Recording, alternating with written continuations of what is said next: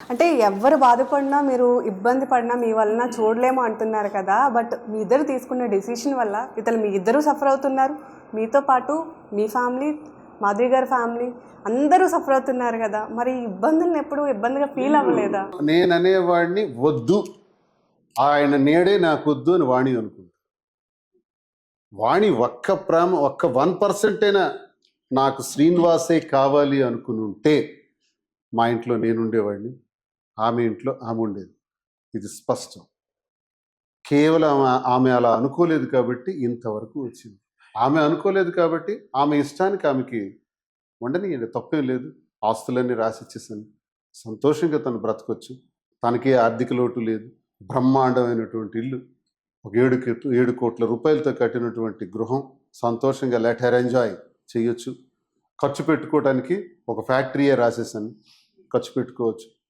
ఇక నా 2 పిల్లల్లో ఒక పాపకు మ్యారేజ్ చేస్తాను, వాళ్ళు బాగానే ఉన్నారు. ఇంకో పాప చదువుతుంది, ఆ పాపకు మ్యారేజ్ చేయాలి, మేమిద్దరం కలిపి చేస్తాం.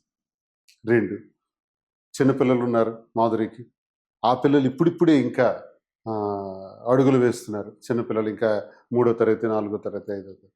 వాళ్ళు పెద్దవాళ్ళు చేయాలి, వాళ్ళు ప్రయోజకులు కావాలి.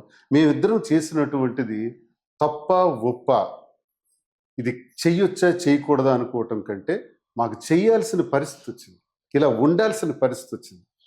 అంతేగాని ఆమెకు అవసరమయ్యో నాతో ఉండడం, నాకు అవసరమై ఆమెతో ఉండటం కాదు. మా పరిస్థితుల వల్లే, మా పరిస్థితుల ప్రభావాల వల్లే మేము ఇలా ఉండాల్సి వచ్చింది. ఇలా ఉన్నప్పుడు వచ్చినటువంటి నష్టాలని, ఇబ్బందులను కూడా ఎదుర్కొంటూ పిల్లల్ని కాపాడుకోవాల్సిన బాధ్యత మాకుందని సంక్రాంతి సందర్భంగా మీ ఛానల్ ద్వారా ప్రజలందరికీ తెలియజేస్తున్నాను. చాలామంది ట్రోలర్స్ సంక్రాంతి శుభాకాంక్షలు చెప్తున్నావు అందరికీ నువ్వు, మరి నీ కుటుంబం సంగతి. నా కుటుంబం దే ఆర్ వెరీ హ్యాపీ. ఈ పిల్లలు కానీ, నిన్నే పిల్లల దగ్గరికి వెళ్ళొచ్చింది, మా పిల్లలు కానీ దే ఆర్ వెరీ హ్యాపీ. వాళ్ళకే నష్టం రానివ్వం కదా, అది మీకు తెలియజేస్తుంది. జరిగిన తర్వాత మీ పిల్లలు ఎప్పుడైనా కనీసం మీతో మాట్లాడే ప్రయత్నం చేశారా?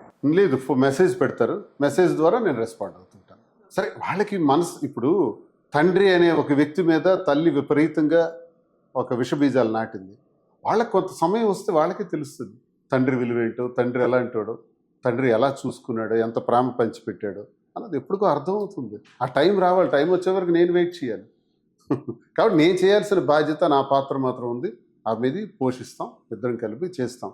ఇది మేము సంక్రాంతి సందర్భంగా ఇంకేదైనా చెప్పలేనివి ఉంటే చెప్పండి అన్నారు కాబట్టి ఇది నేను స్పష్టంగా తెలియజేస్తాను.